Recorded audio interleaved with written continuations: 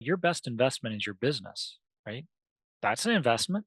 Yeah, I'd say you're your number one asset, right? Shout out to Caleb again. You're your number one asset. Of that, Well, I say, Caleb, speak oh, for yourself. I don't know about right? me, but Of your of your skills, gifts, and talents, right? Of your skills, gifts, and talents that you possess can, in many cases, be turned into some form of a business, to your point. And so if you're investing in yourself, which is your business, that's, in my opinion, would produce the most amount of fruit with the least amount of risk behind it. right. And I love how And you said fruit. You didn't say rate of return. That's not the right way to measure it. You said fruit. It's mhm, a much better way of saying it because it could be a rate of return if you want to measure it that way, but probably it's going to be something different, something more beneficial than just a rate of return, right? Like correct, financial independence, financial security. because rate of return is just a number. But if I have no comprehension level of what to do with that, then it's, again, it's of no use to me. Fruit is a part of rate of return, you could argue, but I'd say fruit is also the joy, peace, happiness, comprehension, wisdom to take action on the things, on the matters of life, and even eternally, that you can proceed with and impact others, serve others at the highest level. That's where fruit comes from, by you preparing to invest, not just let me allocate money here and try to diversify. It's like, to your point, you've been saying this the whole video. Take a few steps back. How are you thinking? How are you processing decisions about your finances?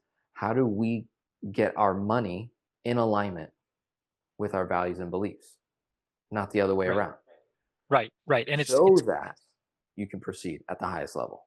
yeah, and it's cash flow, not rate of return. So if you ask Denzel Rodriguez, what rate of return did you get on your business, which is your best investment?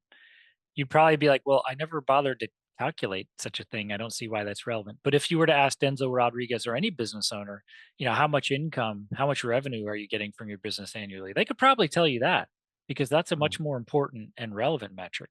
And how much are you spending on your business every year? They could probably tell you that too. They'll have a very good idea of what their cash flow situation is because that's super important. And then Right. if you want to go and do what I would call speculating, which is take some amount of money and park it in some investment over which you have no control of the outcome and just gamble that it's going to go up in value, which by the way, I'm not against that. I'm not against that. I'm just saying category call it what it properly is. It's speculating. It's not investing.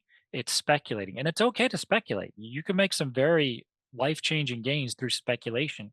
But when No we doubt. call it by its proper name, then people are going to position size appropriately. They're not going to be throwing all their money into it and saying, "Oh, I'm saving for retirement." No, you're speculating, right? True speculators who know what they're doing make a lot of money, but they do it in a very disciplined manner. They make small I think most people who idolize these speculators would probably be surprised at how little money these speculators are actually putting as a percentage of their net worth into these speculative investments and how cash heavy they are in order to take advantage of those investments.